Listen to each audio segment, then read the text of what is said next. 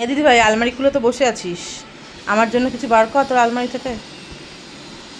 আমি এখনো সকাল থেকে ভিডিও পোস্ট করতে পারিনি, ঠিক আছে? তুই না করতে পার, তুই করে যাচ্ছিস, আমি তাহলে কি করবো? এই দেখ, এটা এটা এটা দেখ, এটা কি আমার জন্য?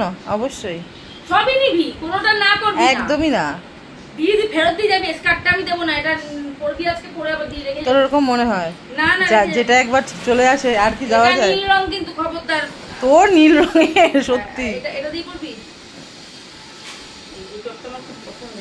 দিদিভাই এখন আলমারি খুলে বসেছে, ওর ভান্ডারা থেকে কি কি বেরোচ্ছে সেগুলো এখন আমি নেব। অনেকদিন পরে এসছি, এখন ওর আলমারি থেকে যা যা বেরোচ্ছে আমি সব নিয়ে যাবো।